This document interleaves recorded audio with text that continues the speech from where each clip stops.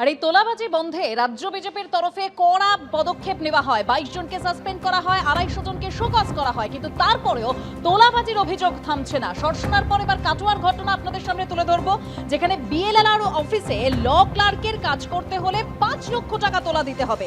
কাটোয়ায় 5 BJP নেতার বিরুদ্ধেই তোলা চাওয়ার অভিযোগ সামনে এসেছে। তোলা দিতে না পারায় ল ক্লার্ক সুজন ঘোষকে মারধরেরও অভিযোগ।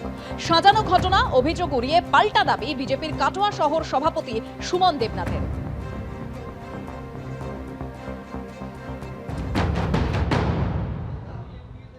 গত 26/6/2026 তারিখে রাত্রে কাটোয়া নগরমণ্ডল বিজেপি অফিসে আমাকে ডেকে পাঠানো হয় এবং বলা হয় যে কাটোয়া 1 নম্বর বিএলআর অফিসে কাজ করতে গেলে আপনাকে 5 লাখ টাকা তোলা দিতে হবে, তবে আপনি কাজ করতে পারবেন।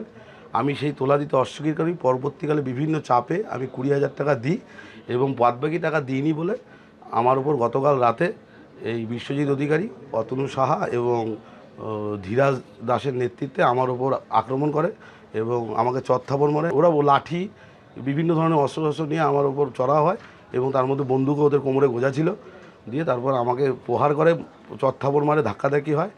ওরা এখানে এসে বলছিল যে আমরা সুমন দেবনাথের লোক, আমাদের কিছু করতে পারবি না, আমরা বর্তমানে রুলিং পার্টিতে আছি, আমরা কি করতে পারি শুধু দেখে দিস।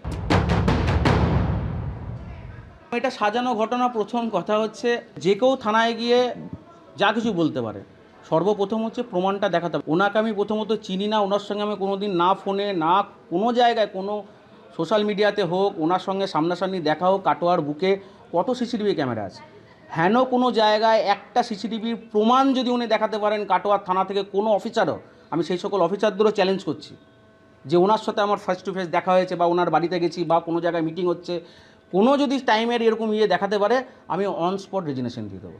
এর পেছনে যারা আছে আমি জানি তারা আর 1 মাসের মধ্যে দল তাদের এগেনস্টে স্টেপ নেবে।